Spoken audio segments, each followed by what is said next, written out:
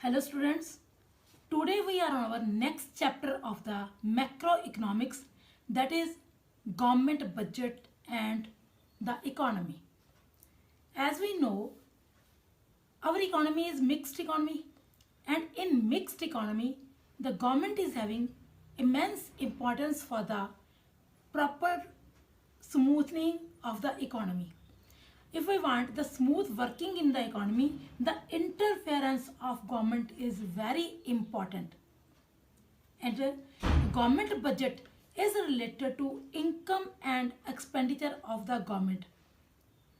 As we know, each and every household sector, each and every family has to make the government budget. Budget.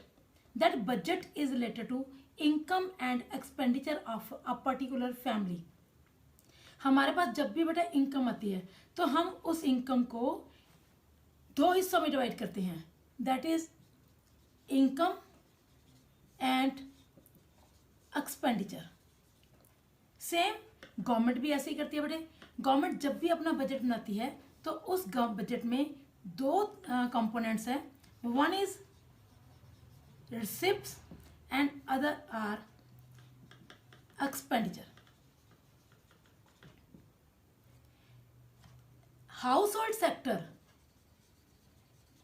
में जो हमारी families हैं उनके पास जब भी इनकम आती है वो अपनी इनकम एंड एक्सपेंडिचर्स को कंपेयर करती है कि मेरी इतनी इनकम में से मैंने इतना एक्सपेंडिचर करना है. वो पहले अपनी इनकम को देखते हैं कि मेरी इनकम इतनी है. After that they decide about the expenditures. But if we are talking about government budget, in government budget government first of all checks its expenditures, where I have to expend my money, how much money government has to spend on which type of the work. After that government collects the income. यही है बेटे फ़र्क दोनों में, क्योंकि हमारे पास जितनी भी इनकम आती है हम पहले अपनी इनकम को देखते हैं, उसके बाद सोचते हैं कि हमने ये वाले एक्सपेंडिचर हैं और इसमें पहले हमने इस चीज़ के ऊपर खर्चा करना है, then we will spend our money on that purpose. But in government expenditures, government budget, government हमेशा अपने पहले एक्सपेंडिचर्स को देखती है कि मैंने किस काम के ऊपर, पब्लिक वेलफेयर और एनी प्रोडक्टिव वर्क, जिसके ऊपर जितना भी एक्सपेंडिचर करना है, और उस एक्सपेंडिचर को कोप अप करने के लिए मेरे पास कितनी इनकम आनी चाहिए, रिसिप्ट्स मेरे पास कितनी होनी चाहिए, कितनी इनकम मैंने कलेक्ट करनी है. So that is related to these are the two components in government budget. But दोनों हमारे हाउस होल्ड सेक्टर भी बजट बनाता है ताकि एक्सपेंडिचर ज़्यादा ना हो जाए.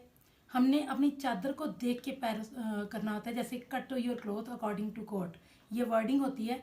बट गवर्नमेंट जो है वो उल्टी चलती है. पहले गवर्नमेंट अपने एक्सपेंडिचर्स को देखती है, then government manage the income. दोनों का मेन मोटिव यही होता है कि किसी भी तरीके से smooth workings of the day to day workings, या मतलब कि किसी भी तरीके से मंथली वर्क जो है हाउस होल्ड सेक्टर में प्रॉपर तरीके से चले. जबकि गवर्नमेंट जो है वो देखती है उसके एनुअल वर्किंग्स को की स्मूथनेस चाहती है इन government budget. So government budget the financial performance of the government over past 1 year, and for that how to cope up the problems or coming year. So for that government will make its financial programs and policies. The policies related to income and expenditure of government, that is known as fiscal policy, in which government manages its income and expenditure. Government की हमेशा यही कोशिश होती है कि मैं कहाँ से इनकम कलेक्ट करूँ ताकि वो मेरे एक्सपेंडिचर्स को पूरा करने के लिए काफ़ी हो. गवर्नमेंट के इनकम के मेन सोर्सेज क्या हैं बेटे, that are taxes and non taxes. And expenditure के मेन जो कंपोनेंट्स हैं that are developmental works and non developmental works. ये दो तरह के गवर्नमेंट की जो है इनकम एंड एक्सपेंडिचर से रिलेटेड कंपोनेंट्स हैं. और गवर्नमेंट जब भी अपनी बजटरी पॉलिसी बनाती है, that is known as the fiscal policy, which is related to income and expenditure of the government. Fisc means to say treasure of government.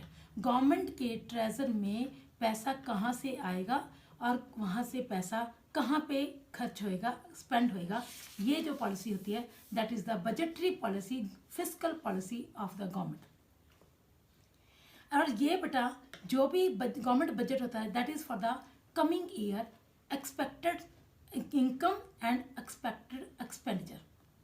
तो government अपने budgetary revenue and budgetary expenditures को manage करती है so that there may be growth with stability in an economy, क्योंकि हर एक economy के welfare के लिए stabilization of the economy is very important thing. Stabilization in GDP growth, stabilization in prices, stabilization in the foreign exchange rate. These things should be stabilized, then we can say the economy will work smoothly. Next, we are having objectives of government budget. Objectives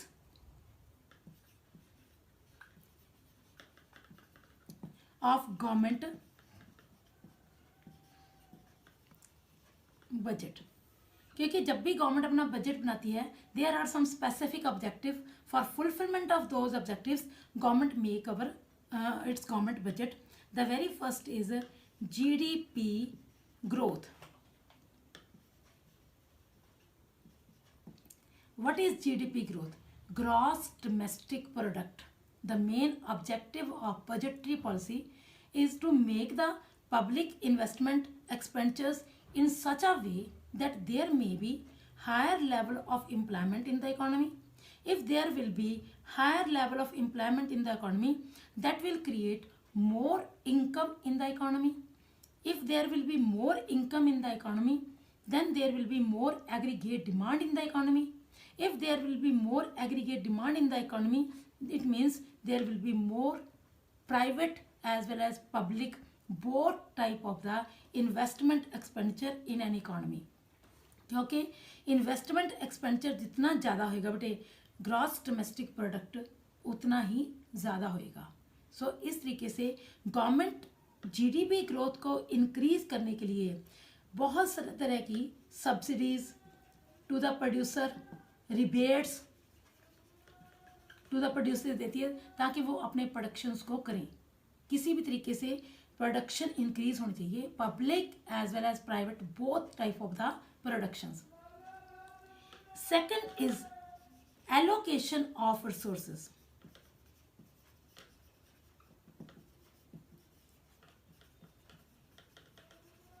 allocation of resources it means बेटा जितना भी पैसा banks में पहुंचता है उस पैसे को गवर्नमेंट प्रॉपर तरीके से एलोकेट करती है, उसे वहाँ यूटिलाइज करती है, यहाँ पे exactly this money is required. Allocation of the resources in such manner that there should be balance between the public welfare as well as profit maximization. We have to utilize our collected resources in such a way that there must be social welfare in the economy as well as there should be growth, GDP growth in the economy and private sector profit maximization.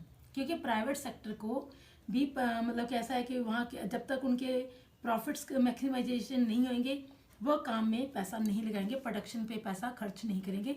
For this purpose हमने अपने पैसे को जितना भी government के पास funds जो है कलेक्ट होते हैं उस फंड्स को, उस मनी को वो इस तरीके से यूटिलाइज करती है so that there may promote in the public welfare, social welfare. Government taxes लगाती है बट टैक्सेस का मतलब ये नहीं है कि we have to discourage the private sector. Government जब भी टैक्सेस लगाती है उसका मेन मोटिव होती है so that government can avoid the consumption of injurious things to the health, ताकि लोग सिगरेट हो गया, अल्कोहल हो गया, इन चीज़ों के ऊपर गवर्नमेंट हैवी टैक्सेस लगाती है और उसी टैक्सेस को जितना भी मनी वहाँ से कलेक्ट होता है उसे सोशल वेलफेयर के लिए यूटिलाइज कर देती है। जैसे खादी, गांव में खादी उद्योग ऐसी प्रोडक्शन शुरू कर देती है, उसके लिए जो हेल्प की ज़रूरत होती है विलेजर्स को वो हेल्प प्रोवाइड कर देती है। तो इस तरीके से जो मनी गवर्नमेंट के पास कलेक्ट होगी उसे रूरल एरियाज या जहाँ पे जिस सेक्टर के रिमोट एरियाज की डेवलपमेंट के लिए पैसा चाहिए, वहाँ पे गवर्नमेंट उस पैसे को प्रॉपर तरीके से एलोकेट करती है। The next is provision of public goods.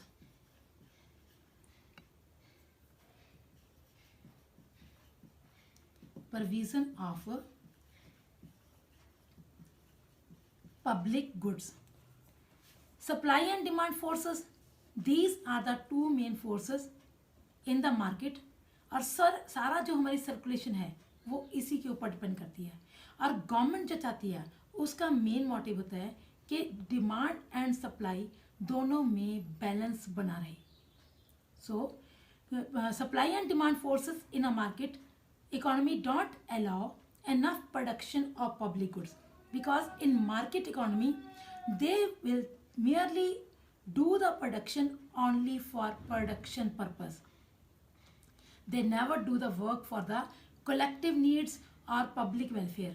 So government के पास जितना भी पैसा आता है, गवर्नमेंट की जो शिफ्ट्स होती हैं उसको गवर्नमेंट कहाँ पे एक्सपेंड करती है, गवर्नमेंट उसको एक्सपेंडिचर करने के लिए यूटिलाइज करती है on the public goods. So that जो भी गवर्नमेंट के पास फंड्स या टैक्सेस नॉन टैक्सेस के थ्रू पैसा आता है, so for the provision of public goods to the general public, so that there may not be scarcity of these goods, ताकि ये चीज़ें प्रॉपर तरीके से लोगों के पास पहुँचें, लोगों को इन चीज़ों की प्रॉब्लम ना आए। Fourth is redistribution of income and wealth.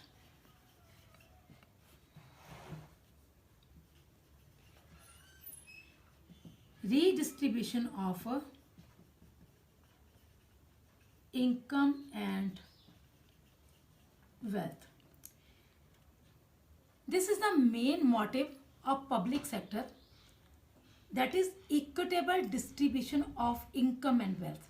That is there should not be gap between rich and poor.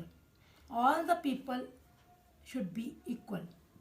For this purpose, government take loans from richer section and take taxes from richer section, and those taxes are utilized on the poorer section.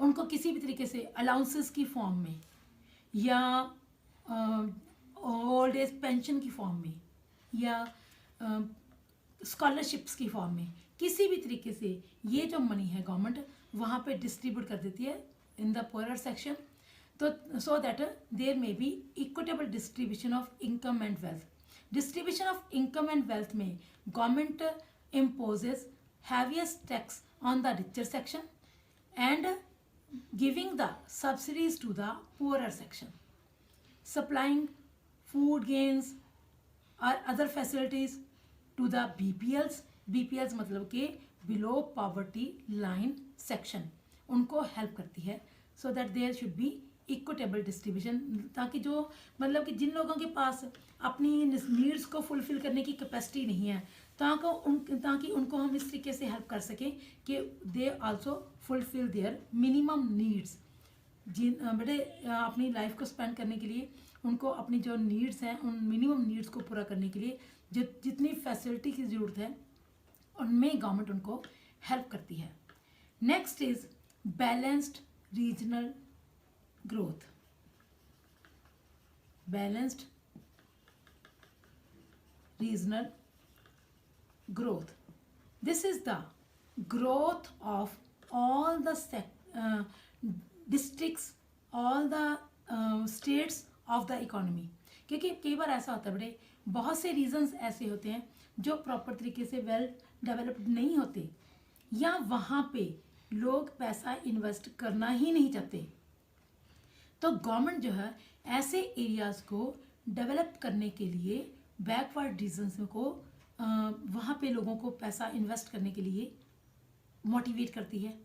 ठीक है, वहाँ पे उनको liberal tax law use करती है ताकि वो लोग वहाँ पे पैसा इन्वेस्ट करें, उनको टैक्स रिलैक्सेशन दे देती है, rate of interest come rate of interest पे पैसा लोन मिलता है, बहुत देर के लिए उनको मतलब कि ट्रांसपोर्टेशन की फैसिलिटीज़ वगैरह प्रॉपर तरीके से प्रोवाइड की जाती हैं। ठीक है।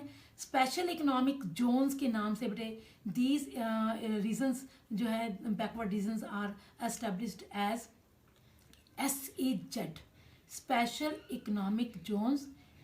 These zones are specially given many type of the relaxations, public soaps, public concessions, so that people can invest their money in these regions.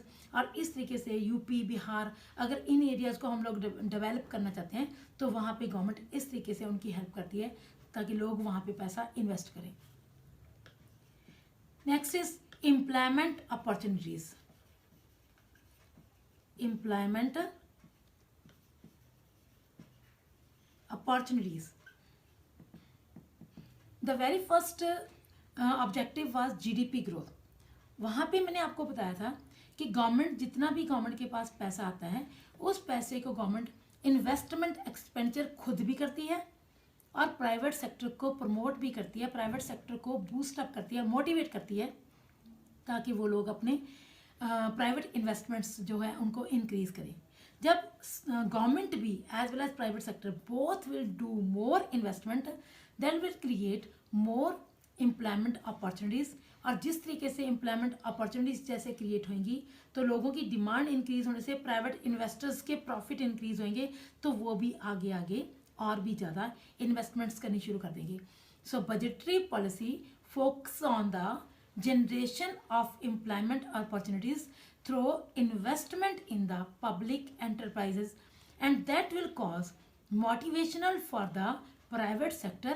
So private sector will also do the investment in the works that will create more employment opportunities for both in public as well as private sector.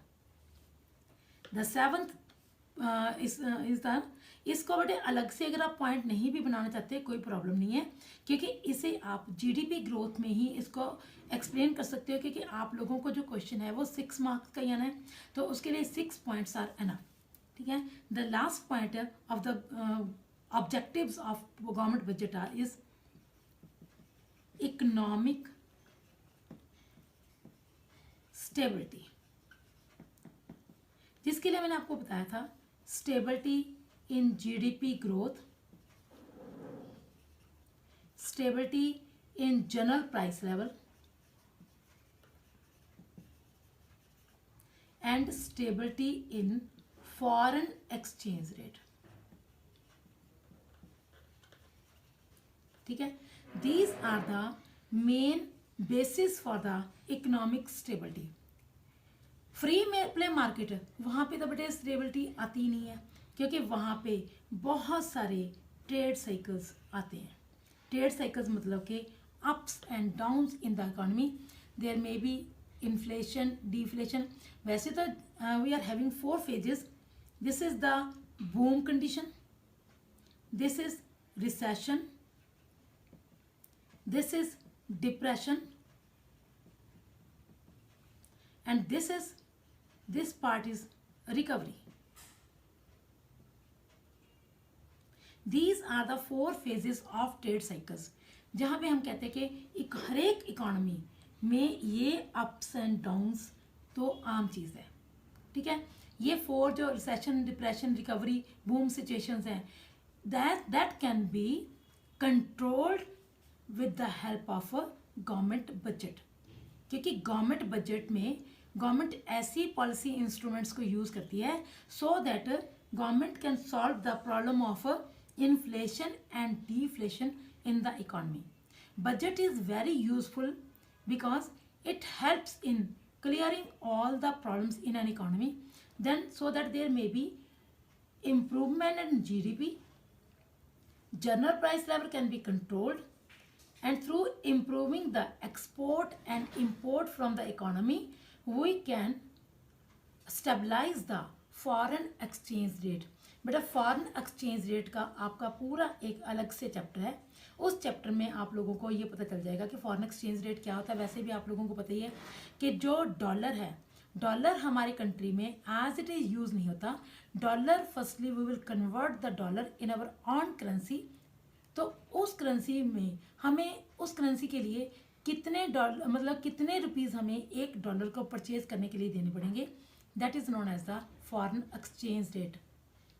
How much domestic currency we have to pay for the foreign currency. Dollar हमारे country में कितने rupees का है, pond हमारे country में कितने rupees का है, ये कितने रुपीज़ का है, this is the exchange rate, foreign exchange rate which we do for the utilization of foreign currency in our domestic areas. और गवर्नमेंट उसको स्टेबलाइज करने में बहुत ज़्यादा हेल्प करती है। इकोनॉमिक स्टेबिलिटी, किसी भी इकोनॉमी में इंड्यूसमेंट टू इन्वेस्ट को इनकरेज करती है। इंड्यूसमेंट टू इन्वेस्ट मीन्स उसे प्राइवेट सेक्टर को इनकरेज करती है इन्वेस्टमेंट्स के लिए, मतलब इस तरीके से ताकि इकोनॉमी जो है उसका rate of growth and development increase भी हो जाए और उसमें अप्स एंड डाउन्स ना हो। ये हमारे गवर्नमेंट बजट के मेन ऑब्जेक्ट। और इसके नेक्स्ट हमारा जो टॉपिक है that is related to structure of government budget और कंपोनेंट्स ऑफ गवर्नमेंट बजट। वो बेटा एक फुल फ्लेज अलग से टॉपिक है, वो हम अपने नेक्स्ट लेक्चर में करेंगे। सो अब तक के लिए आप गवर्नमेंट बजट के जो जितने मैंने आपको ऑब्जेक्टिव्स बताए हैं, very important topic this is. So आप इसको प्रॉपर तरीके से लर्न कर लेना, तभी हम लोग नेक्स्ट अपना कर पाएंगे। So God bless you, thank you, have a nice time.